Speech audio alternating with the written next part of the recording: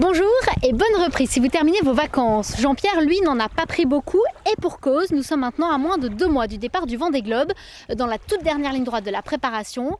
Et parmi les paramètres à ne pas négliger, il y a la météorologie, une science qui requiert étude, expérience et persévérance. Les explications en images, c'est parti. Le sourire aux lèvres et le pas pressé, Jean-Pierre a rendez-vous au pôle Finistère course au large pour un stage météo orchestré par le spécialiste Jean-Yves Bernot.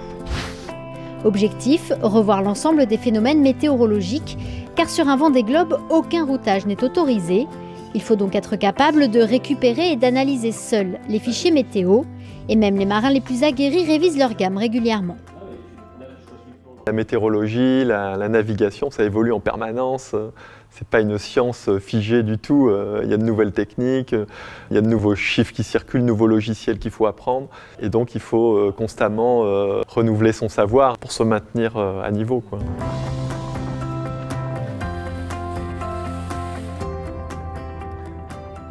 Comprendre et anticiper un phénomène météo ne suffit pas, il faut aussi être capable, une fois sur l'eau, d'adopter la meilleure stratégie, et ce malgré des états de fatigue parfois extrêmes et des situations souvent dangereuses ou complexes. Ce sont des stages météo et stratégie en fait, puisque pour nous la météo c'est qu'une donnée d'entrée. En fait, le but de la manœuvre c'est de faire des bonnes stratégies, des routes gagnantes, arriver à prendre des bonnes décisions, quelles que soient les conditions, même si elles sont dégradées, et ça demande un entraînement. Alors on voit des exemples concrets pour les faire un peu travailler dessus et leur faire acquérir des réflexes de stratégie.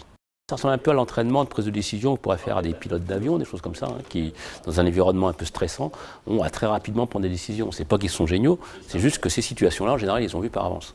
Donc on voit un maximum de situations et puis on regarde comment traiter ça. Bachoter, encore et toujours, l'exercice pourrait sembler fastidieux, mais Jean-Pierre est friand de météorologie. En cette année de Vendée Globe, il a multiplié les stages avec le pôle Finistère de Port-la-Forêt, mais aussi la structure Lorient Grand Large, avec cette fois Christian Dumas pour professeur, et un même mot d'ordre, acquérir des réflexes en épluchant le maximum de scénarios. Aujourd'hui, le Vendée Globe, ça se joue à quelques heures près à l'arrivée, donc celui qui va réussir à être efficace et prendre une décision rapidement sur sa route et ses options, il va pouvoir dormir plus ou régler plus ou barrer plus et donc il va être plus performant. Celui qui gagne le Vendée Globe, il a un très haut niveau, c'est un très très bon navigateur. Il n'y a pas de secret, il faut pratiquer, il faut connaître les dernières techniques et être vraiment dans le coup à ce niveau-là.